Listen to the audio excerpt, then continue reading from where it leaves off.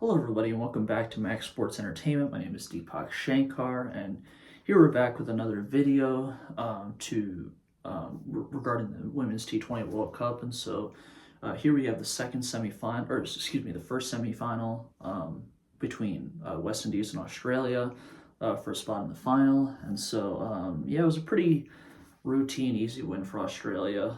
They win by 8 wickets with 42 balls remaining. Australia just doing their thing, just so much depth. I mean, they can bat all the way to 11. They have, 7, 8 different, quality bowling options, at least 5 or 6, or at least 6. So it's just insane the amount of talent that they have. And yeah, they're playing in their 8th T20 World Cup final coming up on Sunday in 10 editions, which is crazy. So and they break their semifinal curse, which I always thought was kind of odd and corny because I mean you go a couple of years without winning, all of a sudden it's a curse now, whereas the other sports teams have been waiting for years to finally break through in terms of winning a championship. Those are curses. I mean, a couple of years of not winning tournaments is not a curse, or a couple of years of not making it past the semifinal stage is not a curse. So it's just, I mean, obviously, all jokes aside, it just shows the incredibly high standard that Australian cricket have, especially on the women's side. And so, yeah, was kind of expected. I mean, West Indies were a little bit smoke and mirrors, kind of had some great individual performances and moments and were clutch, but you could kind of sense some sort of fraudulent tendencies, and the fact that they weren't up to par with Australia just in terms of overall depth, and consistency and reliability and those sorts of things. And so West Indies, they are put in bat first, and so they managed 125 for 7 in their 20 overs. And so for them, it was they had a pretty good start with their top order led by Haley Matthews, 30 off 28. Shemaine Campbell, 22, but off of 25 deliveries, so the strike rate wasn't great. Same with Kiana Joseph, 16 off 22. And then the middle order wasn't great. 2 ducks with Stephanie Taylor and Jazara Claxton at 4 and 5.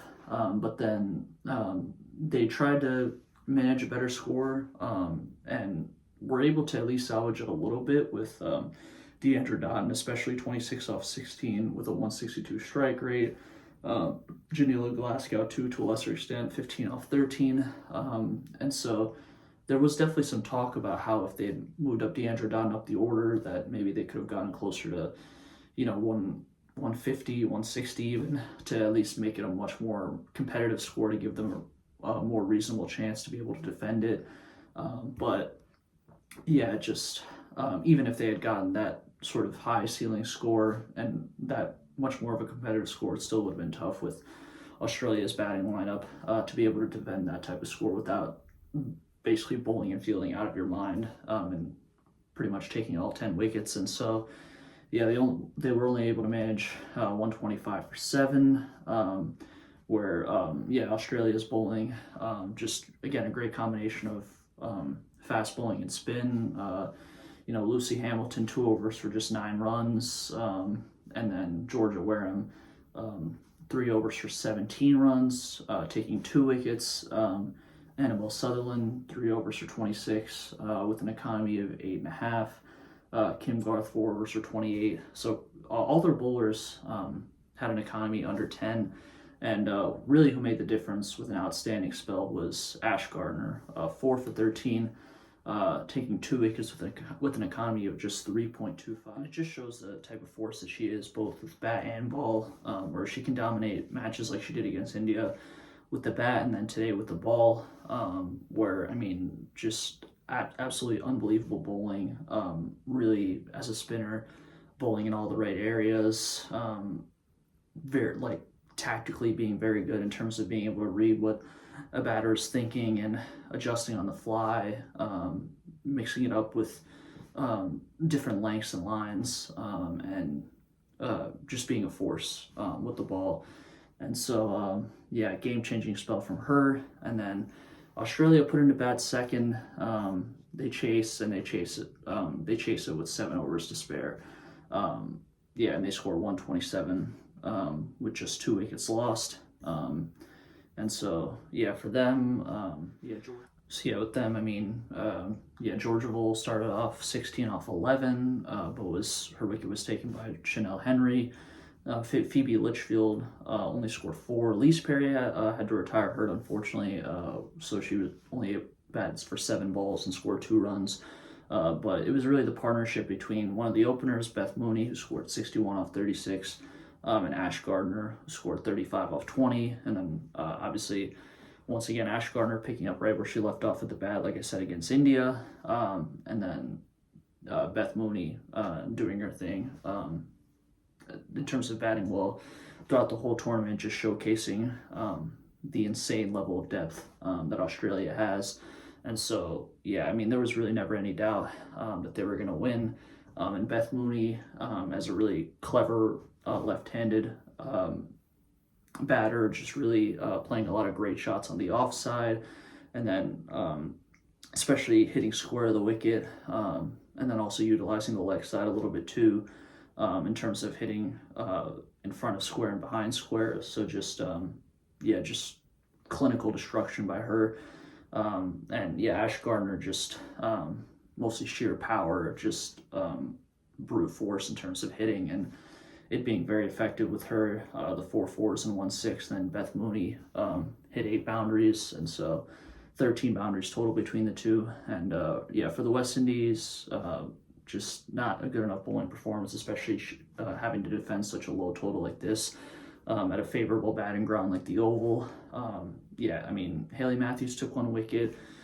Chanel Henry took 1 wicket, but yeah, Chanel Henry, Jazara Claxton, and Affy Fletcher, all with an economy over 10. And so, yeah, like I said before, just a tough ask, trying to defend such a small score on a very batting-friendly surface like the Oval and ground. So, yeah, just wasn't meant to be for the West Indies. Yeah, obviously they famously won the T20 World Cup 10 years ago in India, famously. But unfortunately aren't able to recreate that magic. So we'll see how it plays out with England and South Africa in the second semifinal coming up later today, actually, in terms of the time of this recording, and then to see whether it's sort of an Ashes type of intense final with Australia and England. Especially with England being the host nation and kind of the underdogs with the sort of big bad Australia, versus it being potentially Australia versus South Africa, arguably the 2 best international women's cricket teams and nations in the world. And so, and obviously in the last T20 World Cup, South Africa actually knocked out Australia in the semifinals, even though they weren't able to eventually win and lost to New Zealand in the final. And so, yeah, we'll see how that plays out for the big final on Sunday in Lords. And yeah, and so, and obviously in terms of the player of the match, it was Ash Gardner, to nobody's surprise, even though you could have argued Beth Mooney, but I think just that sort of game-breaking spell was a pretty easy total for them to chase in the end. So I think it was given to the rightful person. And so, yeah, that's all I had. Appreciate you guys for listening. Be sure to like, subscribe, comment, share, turn on post notifications, share, and all that good stuff. And yeah, I will catch you guys for England, South Africa, and then for the final, as well as obviously more World Cup coverage, including the US getting a big win over Bosnia, which we'll get into more tomorrow. And so, yeah, appreciate you guys again for listening, and I'll catch you guys in the next one.